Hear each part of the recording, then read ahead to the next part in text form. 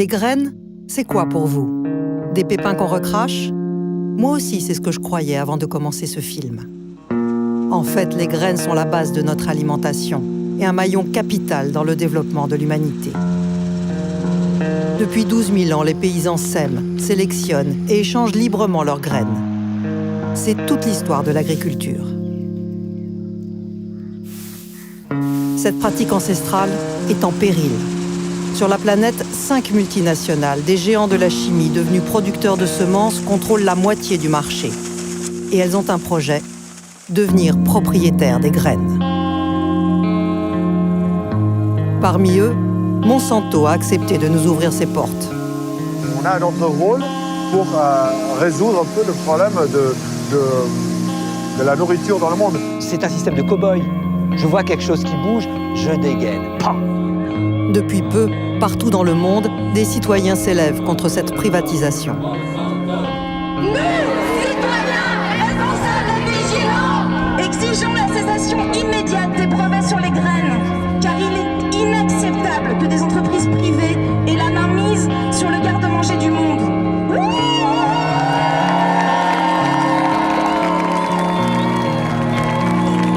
À New York, Tokyo, Paris, dans près de 400 grandes villes du monde, ils sont des centaines de milliers à manifester.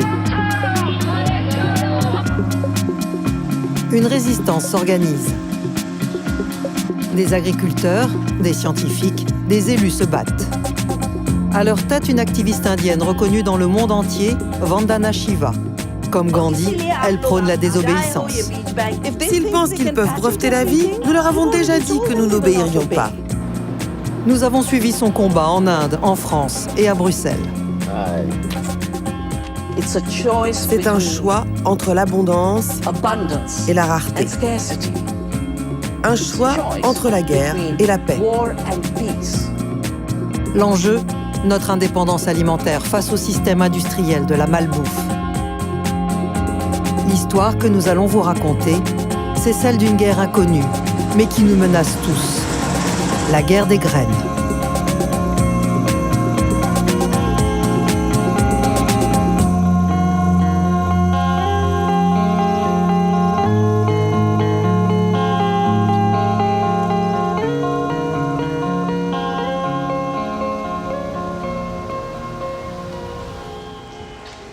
À Bruxelles, la guerre des graines a commencé. Une loi pourrait généraliser la privatisation des semences. Au Parlement européen, un député belge s'insurge. Connaissez-vous un secteur économique dominé aujourd'hui au niveau mondial par une vingtaine d'acteurs? Vous allez dire, bah oui, évidemment, la banque. Des banques qui dictent leur conduite aux États, qui fixent l'agenda mondial. Mais figurez-vous que le secteur agroalimentaire, c'est la même chose.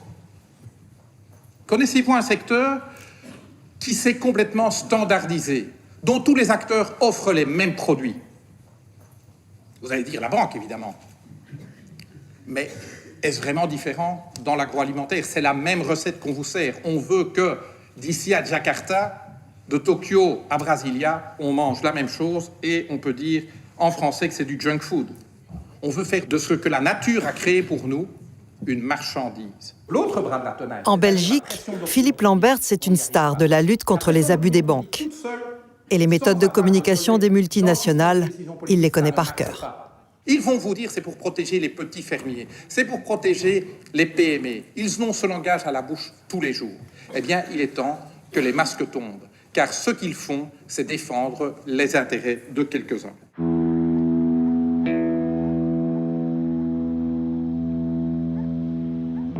Alors, à qui appartiennent les graines? Sont-elles un bien commun de l'humanité ou une marchandise comme les autres? En France, derrière l'image d'Épinal de nos champs de blé doré, tout est catalogué.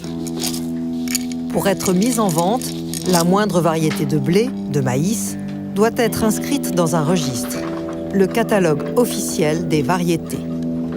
On y inscrit leur nom, leurs propriétés et surtout leurs propriétaires. Il y en a aujourd'hui plus de 6 000 qui appartiennent majoritairement à 5 grandes entreprises. Mais les graines doivent d'abord passer des tests. Pour cela, il y a des spécialistes qui passent leur journée à les scruter. Nous avons trouvé l'homme qui surveille les choux et les salades pour tous les Français. Un vrai casse-tête. Ça, c'est une vieille variété qui nous pose problème, justement, parce qu'on n'arrive pas à la décrire, on n'arrive pas à la caractériser, parce que toutes les plantes qui la composent sont différentes, vous voyez. Il y a des plantes précoces, des plantes tardives, des plantes nettement plus claires, des plantes plus bleues. Toutes les plantes sont différentes les unes des autres. Donc ça veut dire qu'en termes de distinction, moi, je peux pas la distinguer, je peux pas garantir à quelqu'un que c'est bien la bonne variété. Cet ingénieur est responsable au GEVES, le groupe d'études et de contrôle des variétés de semences, l'organisme officiel qui donne le feu vert pour l'entrée des graines au catalogue. Les graines vendues sur le marché doivent être distinctes les unes des autres. Mais à l'intérieur d'une même variété, elles doivent toutes être identiques. On fait beaucoup de mesures, on fait beaucoup de notations, tout ça pour caractériser les variétés et assurer à l'utilisateur de variétés que la variété qu'il va acheter a été typée, caractérisée et correspond à un certain type de produit qu'il attend. Pour être homologués, les choux et les salades doivent être comme les soldats d'un régiment. Pas une tête ne doit dépasser. Mais pourquoi cette organisation ? Pourquoi faut-il contraindre la nature dans un catalogue ? Après la Seconde Guerre mondiale, la priorité du gouvernement français, c'est de récupérer son indépendance alimentaire pour plus dépendre de l'aide américaine. Et il se tourne vers la recherche publique, vers l'INRA, en disant, voilà, donnez-moi les solutions permettant d'accroître d'une manière importante ma production alimentaire. La réponse de l'INRA est de dire, il faut des variétés végétales différentes de celles qu'on connaissait jusque-là, qui permettent d'avoir de meilleurs rendements. Et pour avoir de meilleurs rendements, une des solutions, c'est d'avoir des plantes qui soient plus homogènes. La semence a cessé d'être quelque chose qui a été géré par le paysan, qui était géré au niveau des communautés villageoises. Les gens faisaient leurs semences, ils géraient ça entre eux. Et petit à petit sont arrivés des sélectionneurs, des producteurs de semences, des commerçants de semences, qui se sont spécialisés là-dedans. Et c'est toute une partie du métier des paysans qui petit à petit a été supprimée, a été écartée. Le sélectionneur, l'obtenteur, qui crée une nouvelle variété ou qui fabrique une nouvelle variété, est quand même empoisonné par le fait qu'il suffit de semer le grain récolté pour la reproduire. Donc il n'a pas de marché véritablement, donc son travail n'a pas de valeur. Donc c'est une très vieille revendication des sélectionneurs de créer une forme de droit de propriété sur le vivant. En plus d'acheter leurs graines, les agriculteurs doivent désormais payer des royalties sur les graines qu'ils ressèment.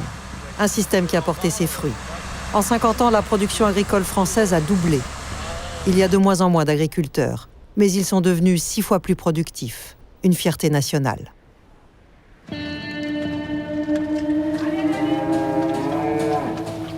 En France, cette course au profit, certains paysans la remettent en cause. Ils ne sont pas nombreux, mais nous en avons rencontré un, enfin, une. Marie Durand a repris la Pierre Folle, la ferme de son père et de son grand-père. L'agricultrice est une atypique. Elle est à la tête d'un troupeau de 70 vaches laitières et possède 93 hectares de terre. Elle y cultive la nourriture pour ses bêtes.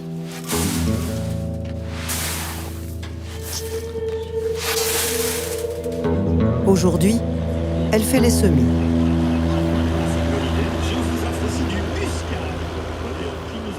Allô ? Oui.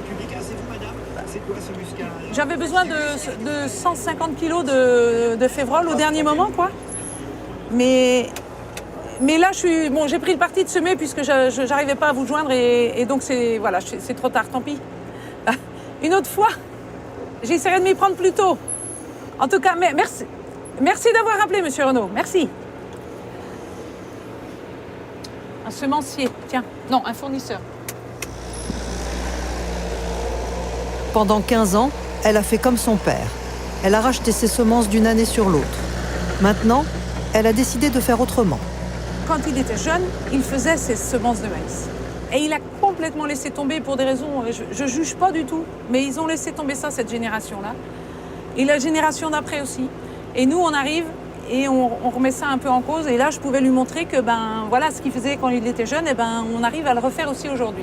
Et qu'après tout, même si le monde a changé et que la modernité est arrivée, on refait nos semences de maïs, quoi.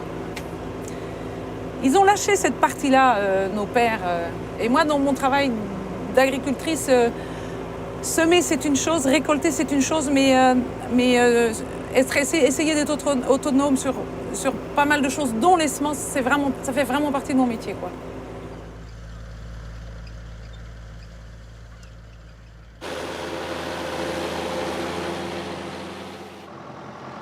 Le maïs qu'elle cultivait jusque-là pour nourrir ses vaches est ce qu'on appelle du maïs hybride.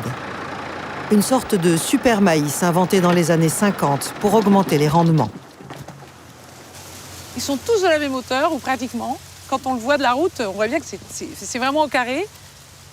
Ce pied-là est identique à ce pied-là, est identique à ce pied-là. Ce sont des clones. Hein. Et ils sont hyper productifs, quoi. Hein.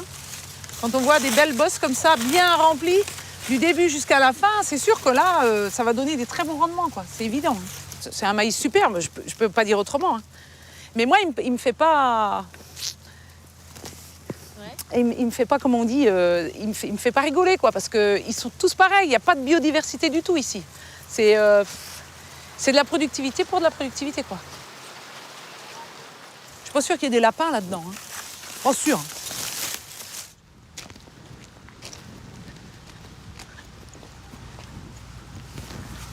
Ce maïs-là, je prends un bout de la parcelle qui m'intéresse parce que c'est la meilleure parcelle et je veux la ressemer l'année prochaine. Eh ben, c'est pas possible. Avec celui-là, c'est pas possible.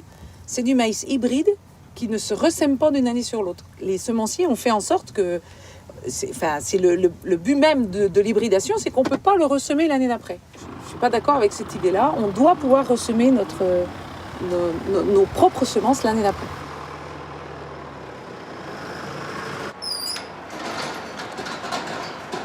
Pour pouvoir nourrir ses vaches en restant autonome, Marie a décidé de cultiver des graines de maïs qui se reproduisent. On l'appelle le maïs population. Il est de toutes les couleurs. Une semence libre de droit, elle n'est pas inscrite au catalogue. Elle vient de récolter les meilleurs épis, les poupées, dont les graines toutes différentes seront ressemées au printemps. Un beau résultat qu'elle partage avec son père.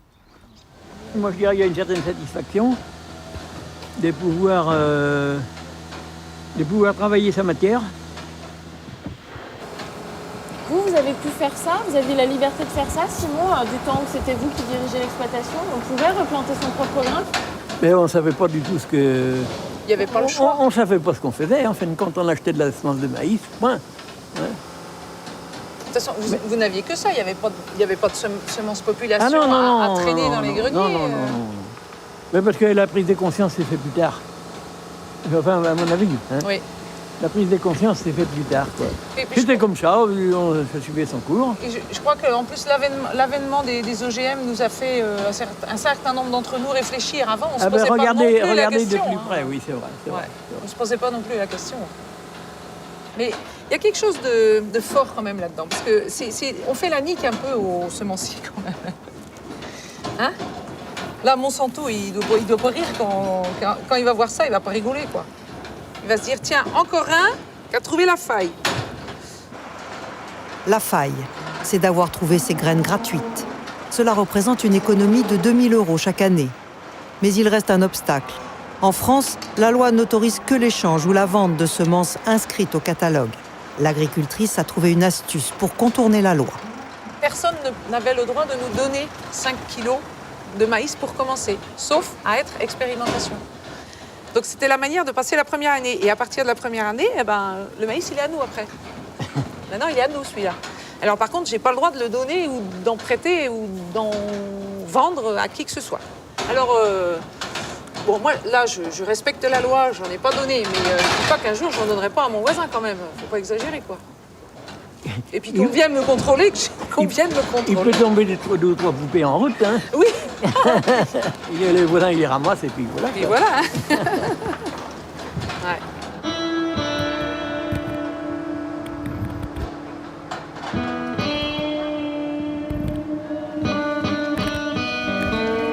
Aujourd'hui, 95% des semences de maïs inscrites au catalogue sont hybrides, donc stériles.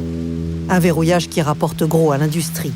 769 millions d'euros, un tiers du chiffre d'affaires de toutes les semences en France. Des agriculteurs dénoncent cette mainmise. À leur tête, Guy Kassler. Moi, ça ne me dérange pas. Et je voudrais qu'on passe au moins 2 heures à parler de là-dessus. Il a fondé le réseau Semences Paysannes pour défendre les agriculteurs qui, comme Marie, veulent retrouver leur autonomie. Pour lui, les hybrides, tout comme les OGM, ont été mis au point pour contrôler le marché. L'industrie semencière, elle peut faire monter le prix autant qu'elle veut, et les prix des semences sont multipliés par 2, par 3. On a vu la même chose aux États-Unis dans les 15 dernières années avec les OGM, où le prix de la semence, de la même manière, à partir du moment où il y a un brevet qui interdit à l'agriculteur de ressemer une partie de sa récolte, le prix des semences a été multiplié en moyenne par 3 aux États-Unis, en moins de 15 ans.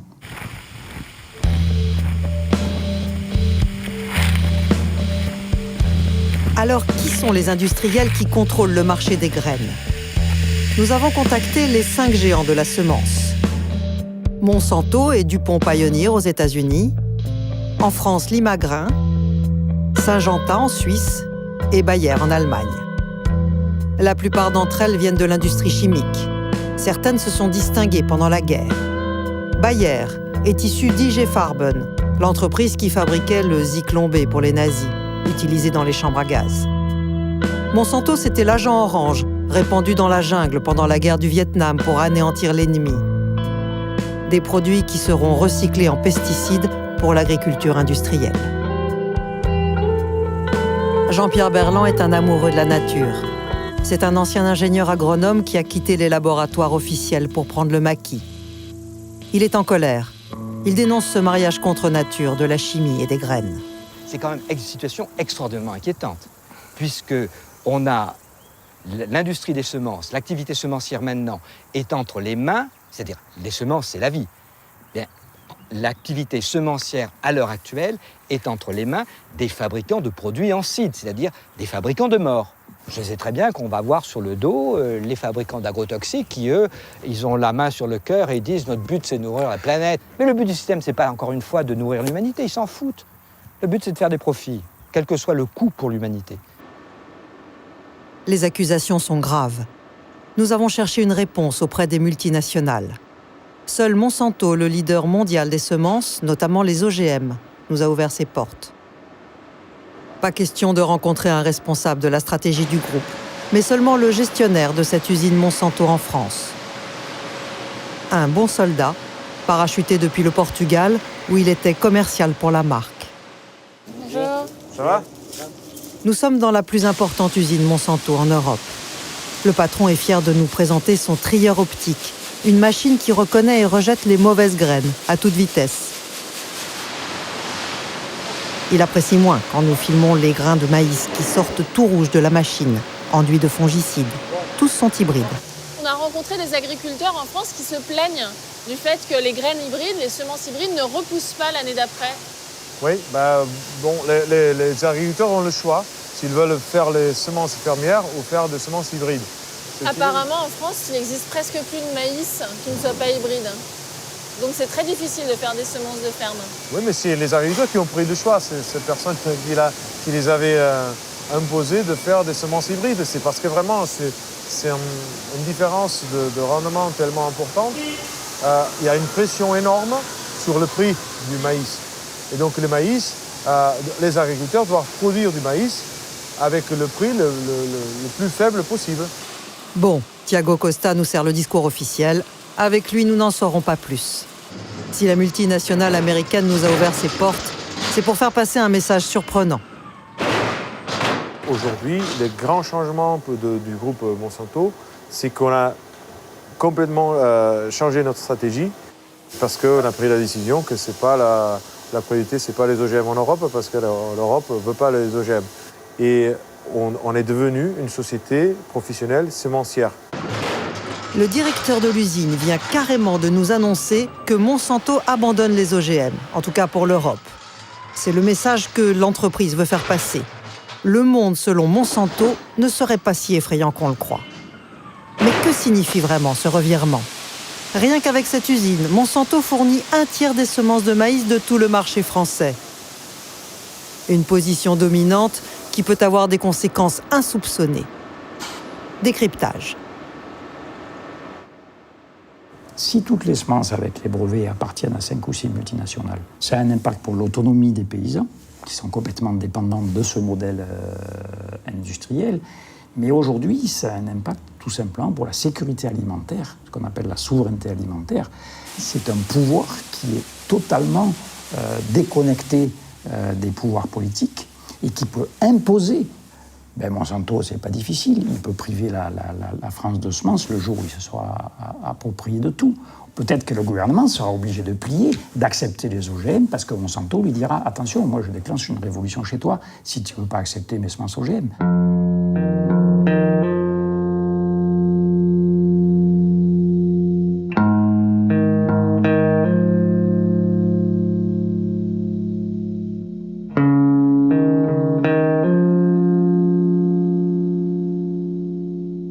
Dans cette guerre pour le contrôle des graines, un pays a été le laboratoire de l'industrie. C'est l'Inde. Un test à l'échelle d'un continent et une tragédie. 200 000 paysans ruinés se sont suicidés en 10 ans. Il faut remonter aux années 90 pour comprendre. L'Inde signe un plan d'ajustement structurel avec le FMI. En contrepartie, le pays ouvre ses frontières au commerce international. Monsanto s'y engouffre et expérimente sa dernière trouvaille, le coton OGM appelé coton BT. Aux paysans indiens, elle promet des rendements records. Les fermiers s'endettent pour acheter ces graines miraculeuses. Mais le coton transgénique ne tient pas ses promesses et les suicides se multiplient.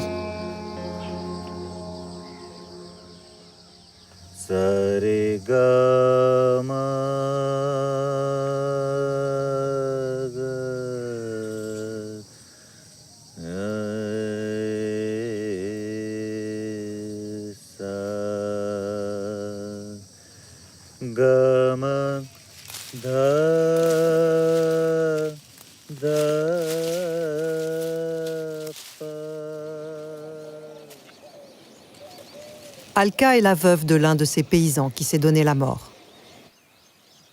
Dans ce champ, son mari avait tout misé sur le coton vendu par Monsanto.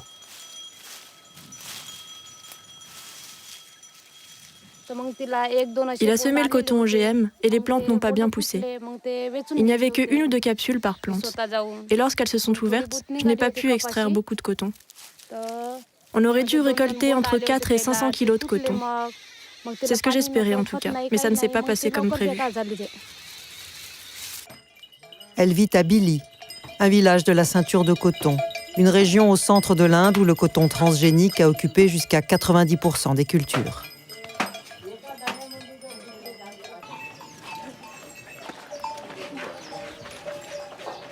Pour acheter les graines, son mari avait fait un emprunt, l'équivalent de 350 €, une fortune en Inde.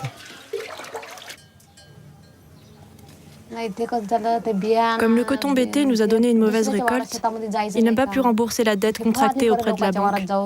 Du coup, les intérêts se sont accumulés. Quand il rentrait à la maison, les enfants pleuraient de faim, mais il n'avait pas assez d'argent pour les nourrir. Il dépensait ce qui lui restait dans l'alcool. Dans l'unique pièce où vit Alka, un objet nous glace le sang. Le pulvérisateur à pesticides qui appartenait à son mari.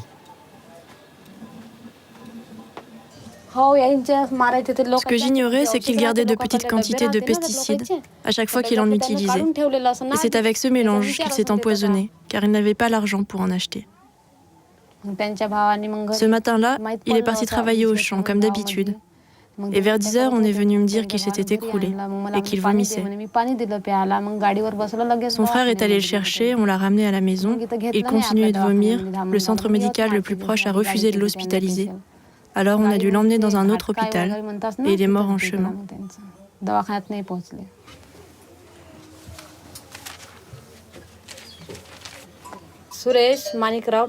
Il s'appelait Suresh.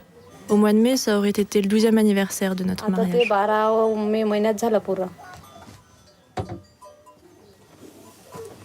Suresh, comme des centaines de milliers de paysans en Inde, a mis fin à ses jours pour le prix de 2 sacs de maïs en France. Ici, le suicide est une honte, un déshonneur que Alka porte tous les jours. Pour élever seule ses 2 petites filles, elle a parfois dû mendier.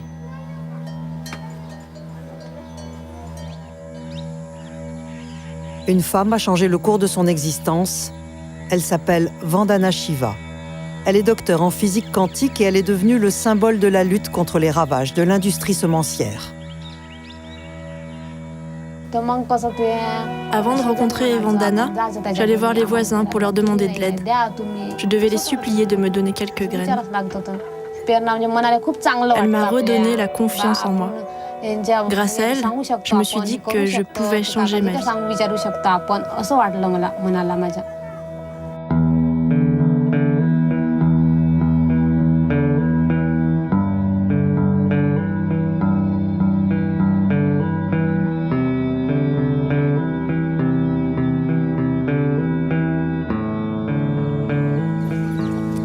Nous rencontrons Vandana Shiva à Navdanya, au nord de l'Inde, au pied de l'Himalaya, dans la ferme qu'elle a créée il y a 25 ans pour défendre les graines et les paysans. C'est du riz basmati? Oui, c'est du basmati charbati. C'est la fin de la mousson et le début des semis. Vandana reçoit des paysannes venues des villages alentours. Je pense arrêter la production de sucre de canne et planter du basmati à la place. Oui, prenez-en autant que vous voulez. Les paysannes veulent cette variété de riz basmati. Elles disent qu'elles le cultivaient encore il y a 15 ans et puis elles ont arrêté. Elles en ont à nouveau besoin. Elles vont prendre des graines pour la prochaine saison et ainsi, elles ne sont pas dépendantes des semences qu'elles achètent au marché. Elles ont leurs propres graines. C'est l'essence même du combat de Vandana, distribuer les graines gratuitement. Pour le faire à grande échelle, elle a créé ce qu'on appelle une banque de graines. Maintenant, on va préparer les semis pour la prochaine saison. Donc, on a sorti les semences qui correspondent à cette saison. Il y a aussi des légumes. Et quand vous sortirez d'ici avec mes collaborateurs, vous pourrez leur indiquer quelle sorte et combien de chaque sorte vous en voulez.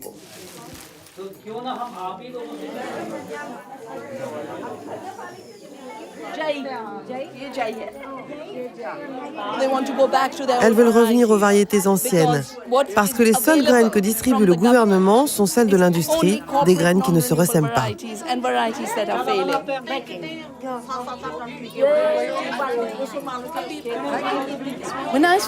Quand j'ai démarré la ferme Navdanya, le but c'était clairement de faire reconnaître la liberté des graines, afin d'éviter qu'elles ne disparaissent et qu'il n'y ait plus que des graines vendues par Monsanto, des OGM. Dans sa banque de graines, 630 variétés de riz, 190 de blé.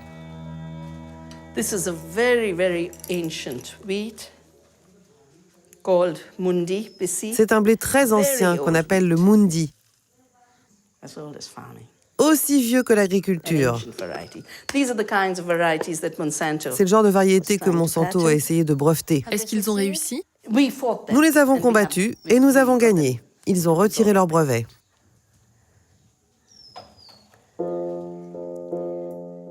Qui est Vandana pour avoir osé affronter le géant mondial? D'où lui vient cet engagement? J'ai grandi dans une forêt de l'Himalaya, dans une ferme. Et l'héritage que j'ai reçu de mes parents, et je les en remercie tous les jours, c'est d'abord la simplicité. Mais ils nous ont aussi encouragés à créer la liberté pour les autres. J'avais 6 ans quand cet horrible nylon fait à base de pétrole a déferlé sur le pays. Et ma mère m'a demandé ce que je voulais pour mon anniversaire. J'ai répondu un vêtement en nylon, parce que tout le monde en portait. Alors elle m'a dit, si c'est vraiment ce que tu veux, je te l'achète. Mais n'oublie pas que ce vêtement de nylon va aider un riche industriel à acheter sa prochaine Mercedes. Alors que le gilet en laine, qui a été tissé à la main par une femme dans un village, l'aidera à allumer le feu et à cuisiner un repas pour ses enfants. C'est toi qui choisis. C'est pourquoi à partir de ce jour, je n'ai plus porté que des vêtements tissés à la main. Dans les années 70, Vandana rejoint le mouvement Chipko, des paysans qui se dressent contre la déforestation en enlaçant les arbres. Chipko a été mon premier acte d'activisme environnemental. Oh oui. Et les femmes du mouvement m'ont beaucoup appris sur la biodiversité. Car les études que j'ai faites ne parlaient que de théorie quantique. Je n'ai pas eu une seule leçon de biologie. La biodiversité, je l'ai apprise de femmes qui ne sont jamais allées à l'école. Elles ont été mes professeurs. Mais j'ai aussi appris avec Chipko à quel point la solidarité, le pouvoir de la base et l'autogestion sont plus puissantes que tout.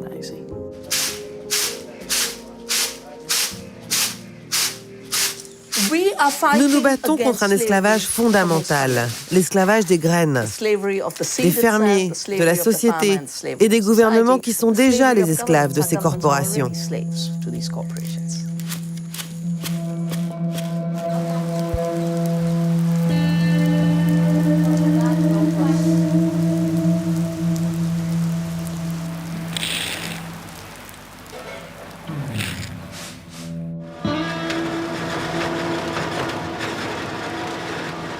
Ah ben là, moi je suis trop contente là.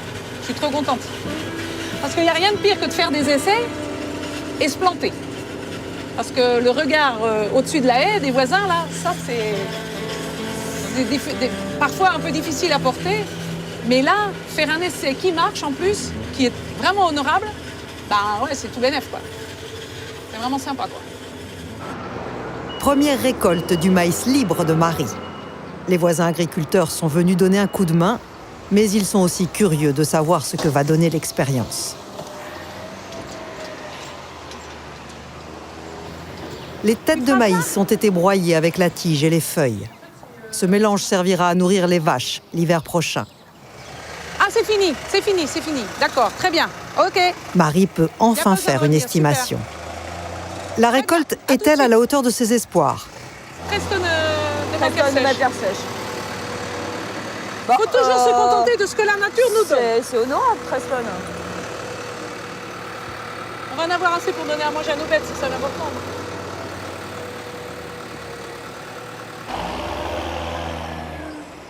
Pour l'instant, le maïs libre est moins performant que le maïs des semenciers. La liberté a un prix que tout le monde n'est pas prêt à payer. Bon. Un rosé Marianne ou un Clear finalement? Moi, je pense que si je fais de la semence certifiée, je pense qu'au final, quand je calculerai, j'aurais gagné plus d'argent qu'elle. Ah non, tu sais pas. On a pas... Ben, je sais pas, on a pas Tu fait sais le pas calcul. pour l'instant. Non, mais c'est son hypothèse. C'est mon hypothèse de départ. Pas. Et moi non plus, je ne sais pas. Mais on attend. On attend. Il attend que vous essayiez les plâtres. Ouais. Après, si on me dit qu'on peut faire sa semence fermière, que si on compte tout le temps passé, le rendement, la qualité du fourrage récolté, et que ça revient moins cher, moi je veux bien étudier la chose. Mais il n'y a pas que le coût. Moi, leur semer sa semence, c'est quand même un paysan, il a toujours fait ça. Non, mais oui, mais là... Si un jour on te dit, t'as plus le droit de ressemer tes semences, bah là, on a plus ça fait 40 ans que je suis pas paysan, alors, puisque ça fait 40 ans mais que je sème pas... Marie en est à son premier coup d'essai, mais d'autres ont déjà ouvert la voie.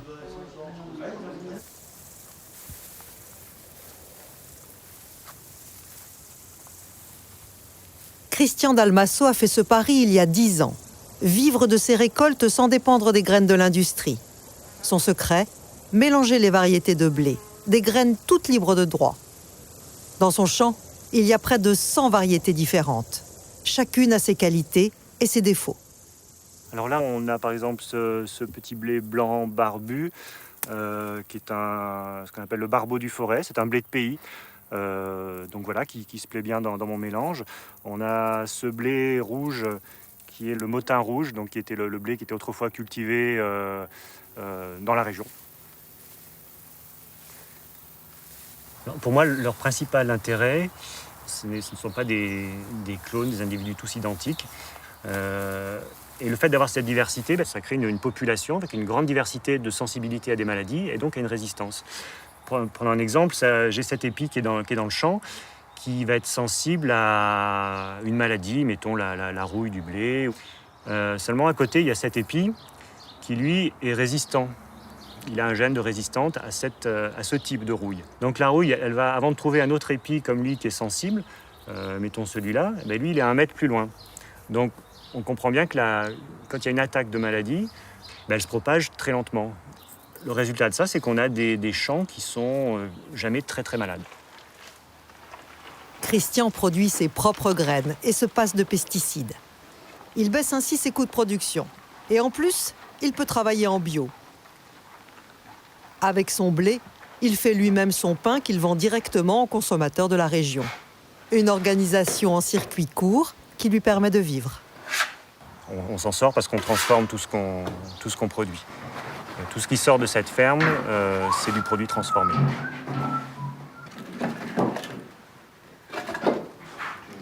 Produire beaucoup, c'est secondaire. Hein. On est encore dans le mythe productiviste qui est encore très ancré dans le monde paysan et dans la société en général, où c'est valorisant de produire beaucoup. Mais c'est pas parce qu'on produit beaucoup qu'on va dégager un revenu et qu'on va vivre correctement. C'est quelque chose qui nous guide presque au quotidien, quoi, de la recherche d'une autonomie maximale, dépendre le moins possible des banques, des subventions, l'autonomie, et il y a l'autonomie semencière. L'agriculteur boulanger a réservé un champ pour des expériences. Au milieu de sa collection de blé libre, il y a une petite parcelle de blé du catalogue. Le décor idéal pour convier Jean-Pierre Berland, le militant de la nature qui a quitté les laboratoires. Et ici, on est face à deux blés, un blé moderne qui correspond aux qualités industrielles du blé, c'est-à-dire, et on voit tout de suite que sa caractéristique, c'est que les plantes sont toutes à la même hauteur. Ici, on avait le paysan qui produisait du blé. Ici, avec ça, on a l'exploitant agricole, rien à voir avec le paysan, hein, qui produit, qui est dans un système agro-industriel, lequel système agro-industriel produit des profits en transformant les pesticides en pain jaqué. Ici, on a affaire à des plantes qui sont en évolution constante. Ici, Christian et ses collègues, ils travaillent comme ils ont envie de travailler, ils choisissent, ils sont autonomes, ils sont libres. Le choix des graines, finalement, c'est un choix entre deux projets de société et que nous avons en permanence sous les yeux, sans le voir. Regardez bien, nous quittons les 100 variétés de blé du paysan boulanger. Et nous voici dans un champ industriel, une armée de clones. Moi, je ne regarderai plus jamais les champs de la même manière. En France, une association résiste aux multinationales. Son nom, Cocopelli.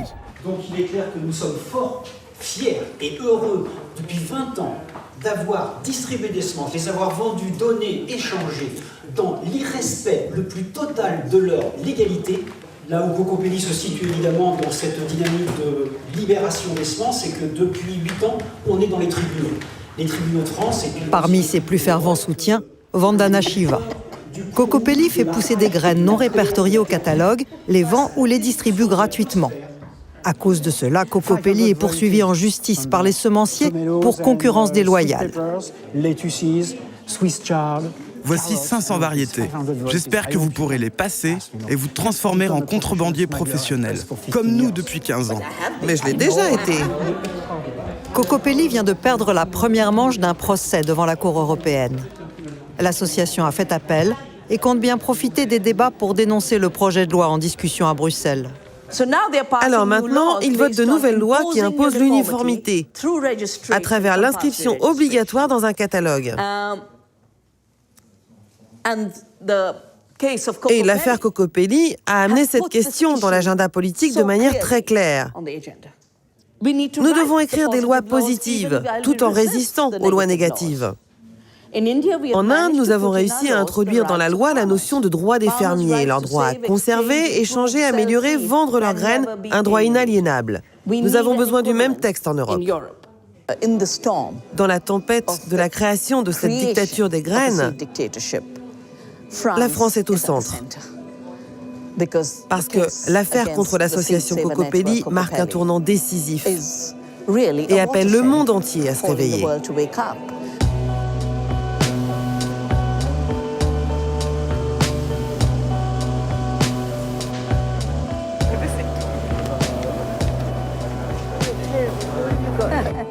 À Bruxelles, où se joue une bataille décisive de la guerre des graines, Vandana a été appelée en renfort par les députés verts. Elle est mon héros. Nous, les Verts, nous nous sentons souvent seuls dans les combats que nous livrons. Alors le soutien d'une scientifique, d'une activiste connue mondialement, c'est d'une très haute importance. Pour montrer aux citoyens que ce combat, c'est aussi le nôtre. C'est une bataille que nous livrons ensemble pour une meilleure agriculture dans le monde.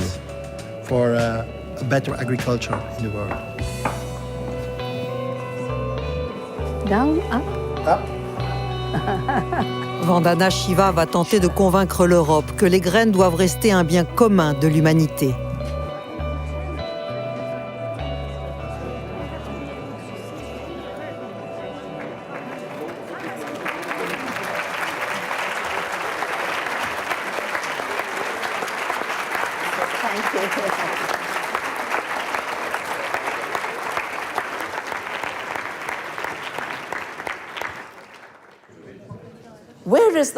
D'où vient la nourriture? Qui nourrit le monde? 72% de notre alimentation est produite par des petites fermes. Ce sont les chiffres de la FAO.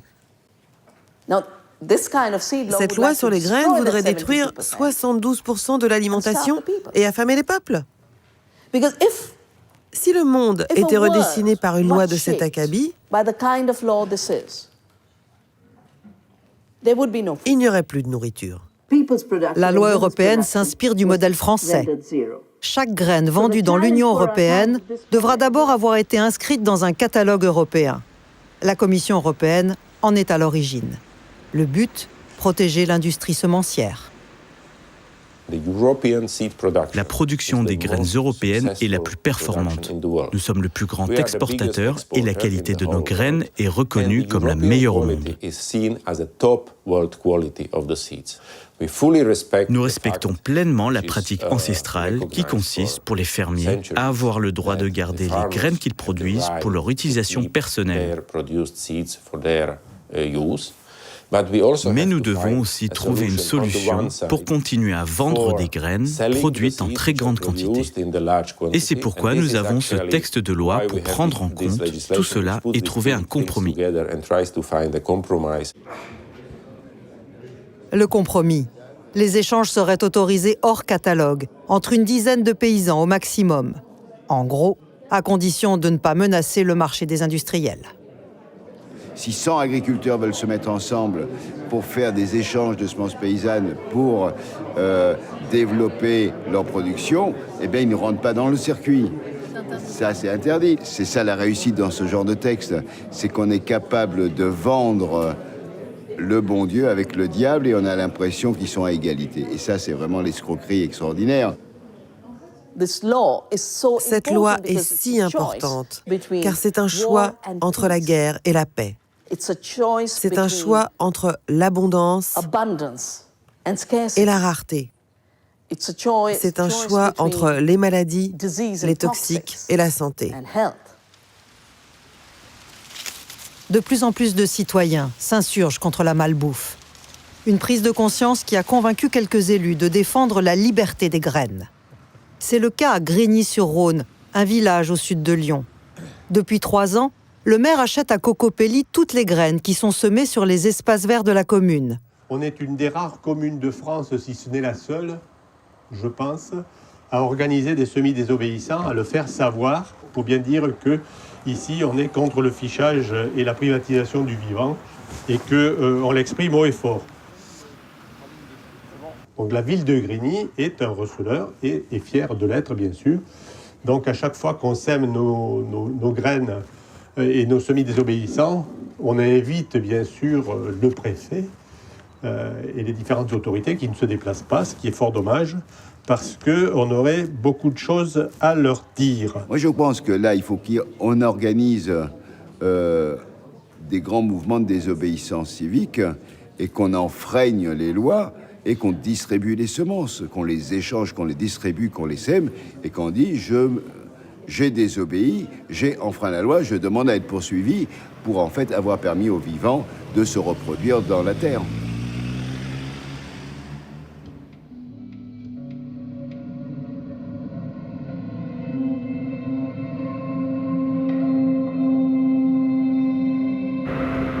La fin de notre voyage nous emmène dans le Grand Nord. En 100 ans, sous les effets de l'industrialisation de l'agriculture, 75% des graines cultivées ont disparu de la surface de la planète. La solution contre cette catastrophe se trouverait ici, à 1000 km du cercle polaire, sur l'île du Spitzberg.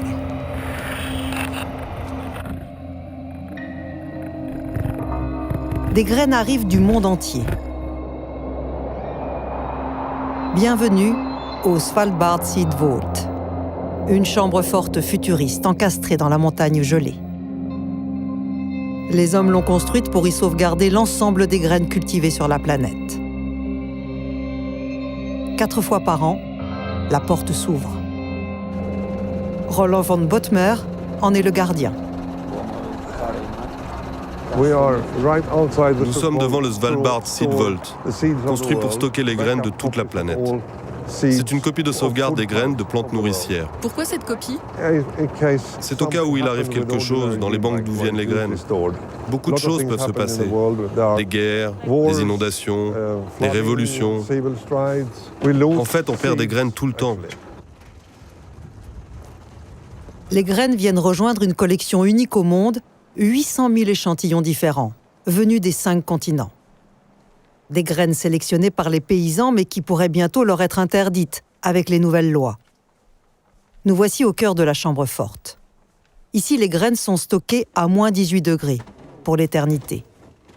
Elles viennent d'Inde, de Colombie, de Thaïlande et même de Corée du Nord. Dernier arrivage des semences de la Syrie en guerre.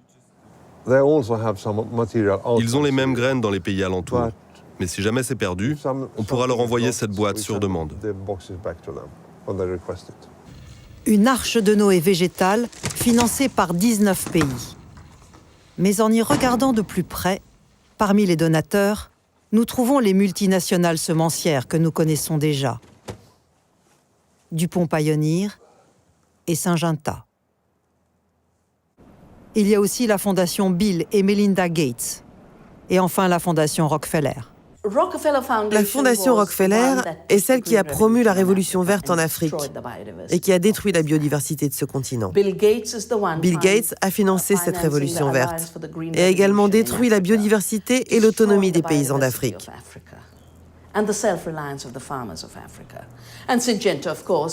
Syngenta, c'est le leader des biotechnologies après Monsanto. Ces intervenants sont ceux qui ont créé la monoculture et les monopoles. S'imaginer qu'ils vont faire autre chose avec les graines qui sont dans cette banque, c'est oublier complètement leur histoire et leur trajectoire.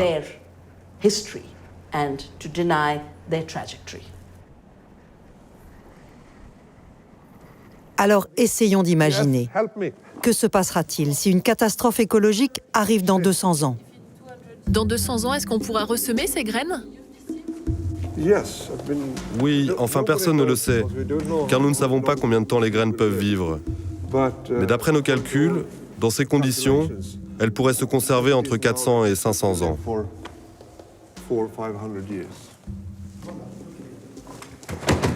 Si on concentre tout au même endroit et qu'en plus on ne va pas ressemer régulièrement les graines pour qu'elles gardent leur capacité de germer, on n'aura que des graines mortes. Ces graines mortes, elles servent à quoi? Uniquement aux multinationales qui peuvent faire leur séquence génétique. Mais un paysan, lui, il a besoin d'une graine qui pousse. Et les graines de Svalbard ne pousseront plus. Et là, c'est très clairement dit, on ne va pas ressemer. Donc le seul intérêt, c'est les multinationales pour les séquences génétiques. Et les multinationales déposent des brevets sur les séquences génétiques qui existent déjà dans les graines et donc sont en train de s'emparer de toutes ces graines. Et c'est à ça que ça sert, Svalbard. Le Svalbard Seed Vault. Cette belle idée pour sauver la richesse des graines, ne serait-il qu'un coffre-fort au service des géants de l'industrie? En cas de catastrophe écologique, ils seraient en tout cas les seuls à pouvoir récupérer les gènes des semences.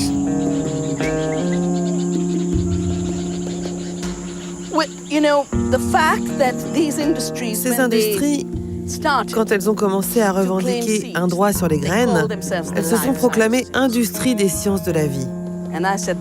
Moi, je dis qu'elles sont des industries de la science de la mort. Nous n'avons pas besoin de fertilisants chimiques. Nous n'avons pas besoin de pesticides. En fait, en donnant au sol assez de nourriture, en maintenant la biodiversité, nous évitons les engrais et le sol est plus fertile que dans toutes les fermes chimiques. Plus important encore, ces champs recèlent une telle diversité vivante, des araignées et leurs toiles, et elles font le travail pour nous. Elles contrôlent les maladies. Nous n'avons pas besoin de déverser du poison ni de tuer les abeilles.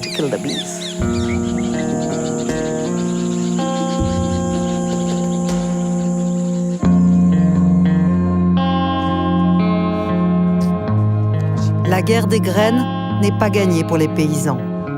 Plus grave, elle pourrait déboucher sur une guerre entre les multinationales et les États. La bonne nouvelle, c'est que les agriculteurs sont plus d'1 milliard sur la planète.